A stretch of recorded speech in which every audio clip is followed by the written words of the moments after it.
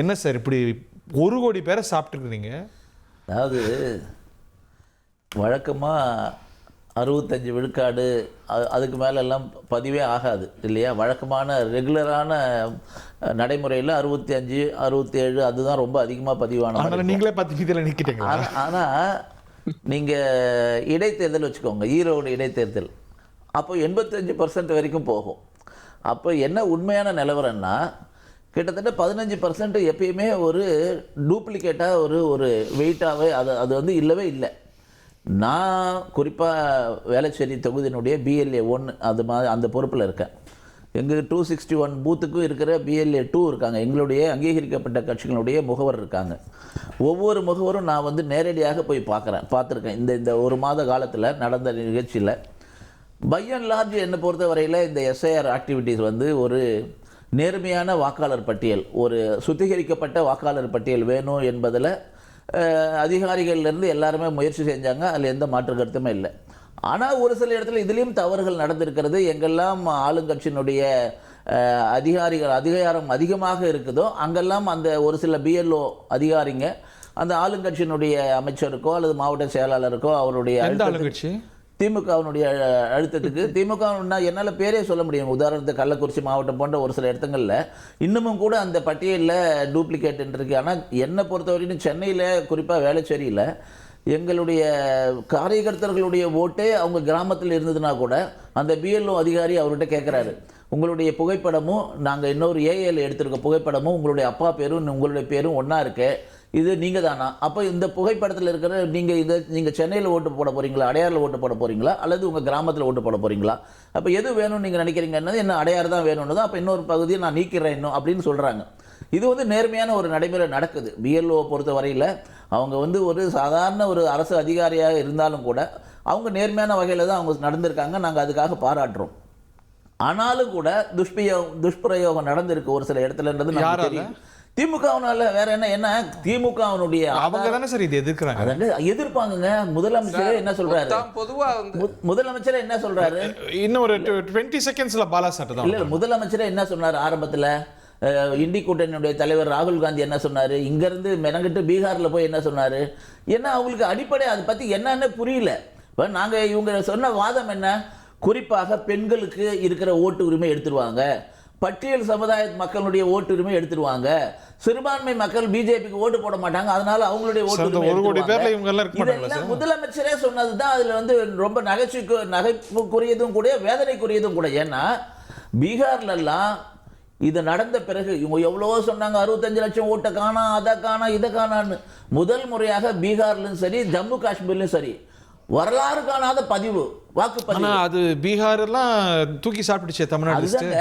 அதுதான் சொல்றேன். 67 லட்சம் இங்க 97 லட்சமா இருக்கு. நாங்க குறிப்பாக வேளச்சேரி தண்டீஸ்வரம் பகுதியில் ஹியூஜ் நம்பர் இல்ல. அதுதான் ஹரி, நாங்க போய் பாக்குறோம். இந்த இவங்க என்ன சொல்றாங்க, நாங்க சம்மரி ரிவிஷன் எவ்வரி இயர் நாங்க கொண்டு வரோம், ஜனவரி மாசம் நாங்க வாக்காளர் பட்டியல் கொடுக்கிறோம்.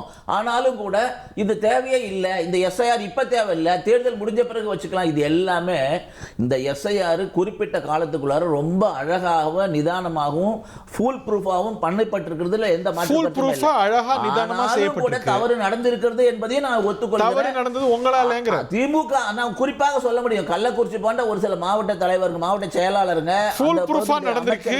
சில இடத்துல பிரச்சனை இருக்கு. இதுல கொஞ்சம் தவறு. இந்த SIR பிரச்சனைக்கு நீங்க தான் கிடையாது பாலா சார். சார் எஸ் கோ ஹெட். அதாவது சார் வந்து அவர் சொல்றது வந்து தவறா சொல்றாரு. என்ன அப்படின்னா, எங்களுடைய தலைவர் வந்து ஏற்கனவே தெளிவாக விளக்கம் சொல்லியிருந்தாங்க. அதாவது SIR வந்து நாங்கள் அந்த வாக்காளர் திருத்தத்தை நாங்கள் எதிர்க்கலை, அது கொண்டு வரக்கூடிய நேரம்னு இருக்கு பாருங்க. அதாவது இப்போ தேர்தல் இருக்கிறதுக்கு ஒரு 3 மாதத்துக்கு முன்னாடி வந்து இவங்க இதை அவசரமாக நவம்பர் டிசம்பரில் பண்ணக்கூடிய தேவை என்ன அப்படிங்கிறது தான். ஏன்னா இவங்க நார்மலாக ஒரு 6 மாதத்துக்கு முன்னாடியோ 8 மாதத்துக்கு முன்னாடியோ அதை தாராளமாக செஞ்சுருக்கலாம். இப்போ கொண்டு வந்ததுல என்ன குளறுபடி அப்படின்னா, இவங்க அந்த BLOக்கள் யாருக்குமே ஒரு முறையான ட்ரைனிங்கோ அந்த ஃபார்மை எப்படி ஃபில் பண்ணணுன்ற ப்ராசஸே தெரியல. எங்கள் தலைவர் உத்தரவிட்டு மாவட்ட செயலாளர்களுக்கெல்லாம் சொல்லி அதன் மூலமாக எங்கள் கட்சியில் BLA 2, BLC, BDA இவங்க எல்லாருமே அதில் கலந்துக்கிட்டு அந்த அப்ளிகேஷனை எப்படி ஃபில் பண்ணுறதுன்றதே ஒரு வாரத்துக்கு யாரும் தெரியல. அப்ப வந்து நாங்க தான் அதை கைட் பண்ணி எல்லாருக்கும் எப்படி ஃபில் பண்ணணும்ன்ற அந்த வேலையவே செஞ்சது. அப்ப இவங்க வந்து எஸ்ஐஆர்ன்ற ஒரு விஷயத்தை கொண்டு வந்துட்டாங்களே தவிர அதற்கான முன் தயாரிப்புகள்னு எதுவுமே இப்படி புரிஞ்சுக்கலாமா? முன் தயாரிப்பு இல்ல, பிரச்சனை இருக்கு, நடைமுறை சிக்கல் இருக்கு. ஆனா முதல்ல சுட்டி காட்டப்பட்டது இல்ல உள்நோக்கம். இதை வச்சு வாக்க திருட போறாங்க, வாக்க அழிக்க போறாங்க, டிஸ்என்ஃபிரான்ச்சைஸ் பண்ண போறாங்க அப்படிங்கிற அது உண்மை இல்லை அப்படின்னு நீங்க களத்துல போய் புரிஞ்சுக்கிட்டீங்களா? ஏன்னா களத்துல நம்ம தான் இருந்தோம் அதிகமா. இல்ல அது உண்மை இல்ல. இல்ல களத்துல நம்ம தான் சார் இருந்தோம். நாங்க முதல் வச்ச அந்த குற்றச்சாட்டுக்கு காரணம் என்ன அப்படின்னா, தேர்தல் ஆணையத்தின் மீது நம்பகத்தன்மை இல்லாத காரணத்தினால தான் அந்த குற்றச்சாட்டு வச்சோம். ஏன் அப்படின்னு சொன்னா அந்த குற்றச்சாட்டு இப்ப இல்ல, உச்சநீதிமன்றம் இல்ல அந்த குற்றச்சாட்டு இருக்கு, இப்ப வரைக்கும் இருக்கு. என்ன அப்படின்னா 2023 உச்சநீதிமன்றம் வந்து 5 ஜட்ஜ் பெஞ்ச் ஒரு தீர்ப்பு கொடுக்குது.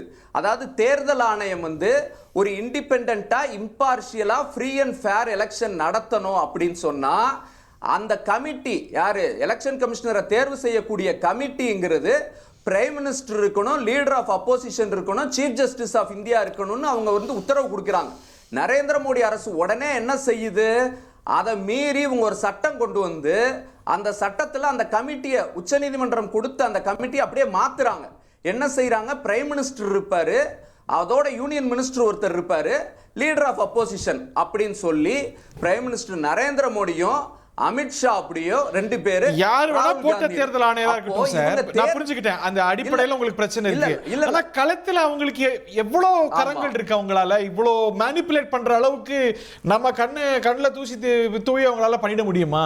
அது நீங்க இந்த எக்ஸசைஸ்க்கு அப்புறமும் அந்த கன்சர்ன்ஸ் வைக்கிறீங்களா? இல்ல அதாவது திமுகவோட கண்ணுல எல்லாம் அப்படி யாருமே இந்தியாவில மண்ணை தூர அளவுக்கு எந்த அரசியல் கட்சியாலையும் முடியாது, எந்த தேர்தல் ஆணையத்தாலையும் முடியாது. ஏன்னா எங்க தலைவர் அதனாலதான், ஏன்னா இந்தியாவிலேயே தேர்தல் ஆணையமே பாராட்டக்கூடிய வகையில நாங்க தான் 68,000 பூத்துக்கும் BLA 2க்கள் வச்சிருக்கிறோம். BLC ஒவ்வொரு 100 வாக்காளருக்கும் பூத் கமிட்டி போட்டிருக்கோம், பூத் டிஜிட்டல் ஏஜென்ட்டும் போட்டிருக்கோம்.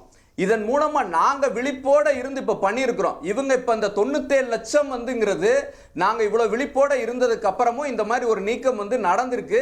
இதற்கான காரணங்கள், இதுல யார் யார் நீக்கப்பட்டிருக்கா, யாரு சேர்க்கப்பட்டிருக்கான்ற விஷயங்களை வந்து நம்ம அடுத்தடுத்து வரக்கூடிய நாட்கள்ல தான் இது தெரிய வரும். Very interesting. இனி செல்லும் இடமெல்லாம் செய்தி. தந்தி டிவியின் வாட்ஸ்அப் சேனலை ஃபாலோ பண்ணினா செல்ல இருக்கும் இடமெல்லாம் செய்தி. இதோ QR கோட் இப்பவே ஸ்கேன் பண்ணுங்க, ஃபாலோ பண்ணுங்க.